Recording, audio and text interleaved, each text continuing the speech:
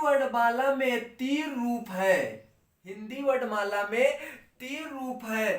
पहला है उच्चारण, दूसरा वायु संवेग, तीसरा तारत्व। तारत्व हिंदी वर्णमाला में 3 रूप है। हिंदी वर्णमाला के 3 रूप है। पहला उच्चारण, वायु, तीसरा है तारत्व। बहुत ही गजब आपके लिए यह टॉपिक। हम आपको बताएंगे उच्चारण के आधार पर वर्ण। आप इतना ध्यान रखिए कि उच्चारण, वायु, तारत्व, बस कितने हिंदी वर्णमाला में 3 रूप है। हिंदी वर्णमाला में कितने, हिंदी वर्णमाला के कितने रूप? 3 रूप। पहला उच्चारण, वायु, तारत्व। हाँ, पहला उच्चारण के आधार पर वर्ण के कितने भेद हैं? 2 भेद हैं।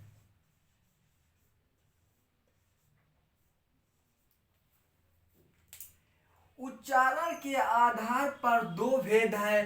पहला है स्वर, दूसरा है व्यंजन। पहला है स्वर, दूसरा है व्यंजन। स्वरों की संख्या 11 है और व्यंजन की संख्या मूल संख्या 33 और कुल संख्या 38 है। स्वर किसे कहते हैं? स्वर उसे कहते हैं जो वर्ण स्वयं बोला जाए, जो वर्ण स्वयं बोला जाए उसे स्वर कहा जाता है। और व्यंजन किसे कहते हैं? जो स्वर के सहायता से बोला जाए उसे व्यंजन कहते हैं। जैसे स्वर जो स्वयं बोला जाए उसे स्वर कहते हैं। जैसे आ, ई, उ। देखो, ये किसी की सहायता से नहीं बोला जाता है। व्यंजन उसे कहते हैं जो स्वर के सहायता से बोला जाए उसे व्यंजन कहा जाता है। जैसे का, देखो का प्लस आ, देखो का, खा, आ रहा ही नहीं, का, खा, आ रहा ही नहीं, आ रहा है, तो देखो इसी के सहायता से बोला जाता है व्यंजन। अब व्यंजन और स्वर में आप डिफरेंस जान गए। हाँ, अब हम बताते हैं स्वर के 4 भेद हैं। स्वर के कितने भेद? स्वर के 4 भेद। स्वर के 4 भेद हैं। स्वर के 4 भेद हैं। पहला ह्रस्व स्वर, दीर्घ स्वर, संयुक्त स्वर, प्लुप्त स्वर। ह्रस्व स्वर की संख्या 4 है। पहला है छोटा, छोटी, छोटा ऊ, री। और दीर्घ स्वर की संख्या 3 है। बड़ा, बड़ी, बड़ाऊ। संयुक्त स्वर की संख्या 4 है। ए, ऐ, ओ, औ। प्लुप्त स्वर की संख्या 1 है। प्लुप्त स्वर की संख्या 1 है, ओम। अब आइए हम आपको ले चलते हैं व्यंजन और स्वर में आप डिफरेंस जान चुके हैं कि नहीं जान चुके हैं? आप हमें जल्दी से जल्दी ये बताइए।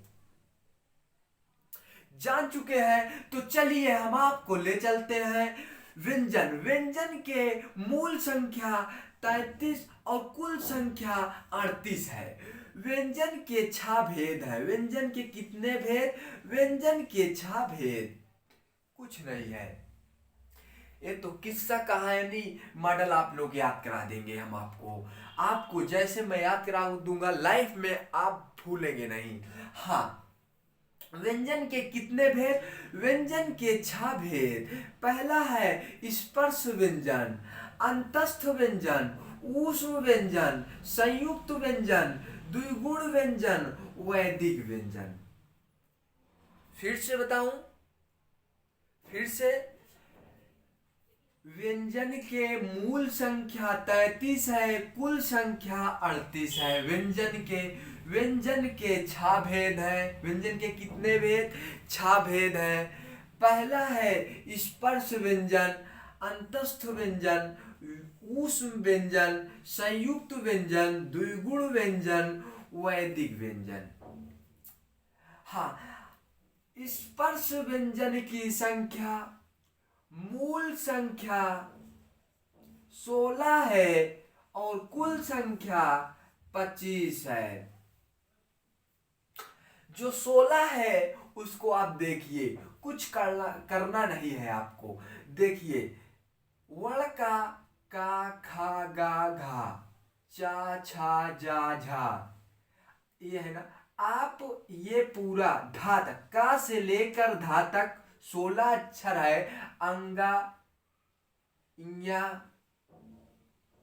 अड़ा, ना, मा को छोड़कर आप याद कर लीजिए। अब आप इसको मिटा दीजिए।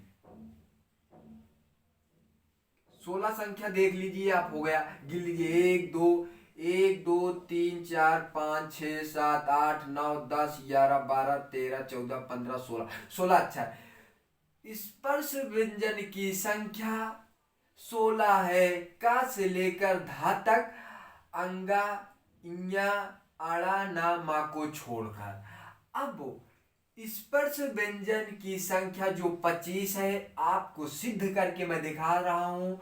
का से लेकर मा तक आप गिन डालिए, कितना हुआ? 25। अब आइए हम दिखाते हैं अंतस्थ व्यंजन की संख्या। अंतस्थ व्यंजन की संख्या कितनी है? 4 है। या, रा, ला, वा। ऊष्म व्यंजन की संख्या कितनी है? 4 है। सा, सा, हा। संयुक्त व्यंजन की संख्या कितनी है? छत्रंग्या सरा, 4 है। कितनी है? 4 है। संयुक्त व्यंजन की संख्या कौन कौन सी है? छत्रंग्या सरा। अब आइए द्विगुण व्यंजन की संख्या। द्विगुण व्यंजन की संख्या अड़ा, अढ़ा, 2 है। द्विगुण व्यंजन की संख्या 2 है। वैदिक व्यंजन की संख्या 1 है। वैदिक का चिन्ह, वैदिक का चिन्ह कैसे होता है बालक? टी बनाकर आप 8 बना दीजिए, 8 बना दीजिए। वैदिक व्यंजन की संख्या हो गया। हाँ, अब हम आपको बताएंगे, यहां से स्वर और व्यंजन में से बहुत बार बार परीक्षा में फंसाता है। यूपीएसआई में आप जो बच्चा तैयारी कर रहा है, इस बात को बहुत ध्यान लगा के सुने। किस लिए? यहां से सवाल पूछ लेता है, बालक कंफ्यूज हो जाते हैं। आप देखिए, संयुक्त व्यंजन और संयुक्त स्वर। संयुक्त व्यंजन की संख्या कितनी है? 4 है। संयुक्त स्वर की संख्या 4 है। बस आपको यही इसमें डिफरेंस है। आप इस चीज को बहुत ध्यान लगा के देखें, इसमें से आप ऑटोमेटिक आपको याद हो जाएगा। यही 2 चीज में बालक फंसते हैं। आप संयुक्त स्वर और संयुक्त व्यंजन, संयुक्त स्वर की संख्या ए, आई, ओ है और संयुक्त स्वर व्यंजन की संख्या छत्रंग्या सरा है। यही पे आप ध्यान लगा के सुनिए, बालक ज्यादा से ज्यादा इसी सवाल में फंसते हैं। हाँ, अब आइए हम आपको लेके आते हैं वायु।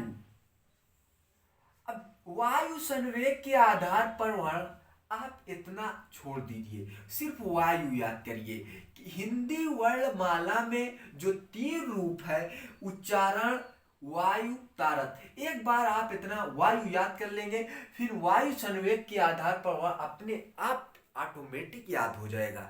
बस वायु आप देखिए, वायु के कितने भेद? 2 भेद। वायु के कितने भेद? 2 भेद है।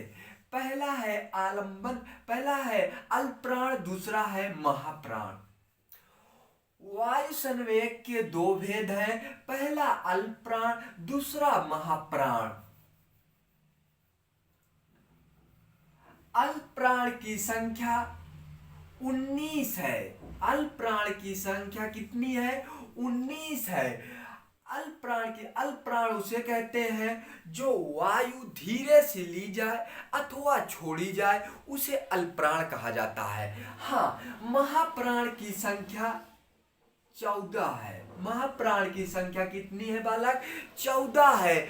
जो वायु तेजी से ली जाए, महाप्राण की बात कर रहे हैं। महाप्राण किसे कहते हैं? जो वायु तेजी से ली जाए अथवा छोड़ी जाए उसे महाप्राण कहते हैं। अब आपको समझ में आया? नहीं समझ में आया तो चलिए कोई बात नहीं, समझ में आया तो तब वो देख लीजिए। अल्पप्राण उसे कहते हैं जो सांस धीरे से ली जाए, महाप्राण उसे कहते हैं जो सांस तेजी से ली जाए। बस ये धीम है ये तेज है, बस आप इतना देखिए, ज्यादा आप सोचे ना, ज्यादा सोचेंगे तो आप कंफ्यूज हो जाएंगे। हाँ, एक बार पढ़ लेंगे तो आपके दिमाग में, हम गारंटी लेता हूं, इसके पहले जब मैं अब पढ़ाऊंगा इसके बाद में आपके दिमाग में बहुत ही ऑटोमेटिक फिट रहेगा, आप बहुत पकड़ के चलेंगे। हाँ, अल्पप्राण, अल्पप्राण की संख्या, अल्पप्राण की संख्या 19 है। वर्ण का पहला, देखिए वर्ण का पहला और तीसरा और पांचवा अक्षर अल्पप्राण कहलाता है।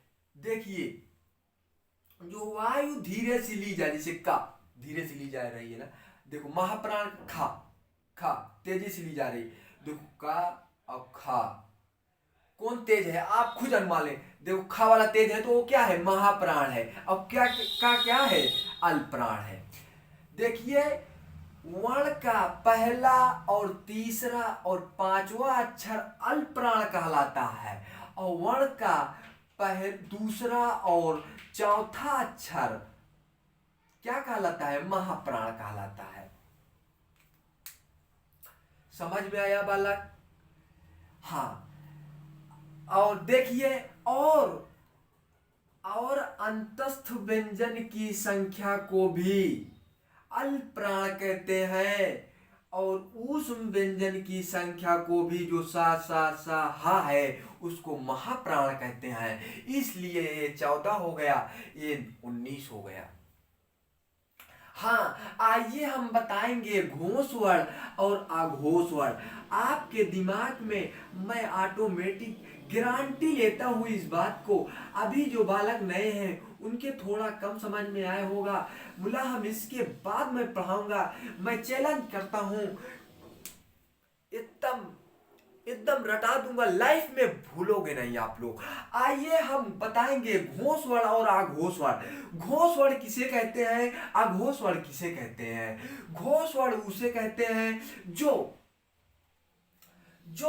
स्वयं रुकावट से बोला जाए, जो शब्द, जो वर्ण रुक के बोला जाए वह क्या है? घोष वर्ण है। जो रुक के ना बोला जाए वो अघोष वर्ण है।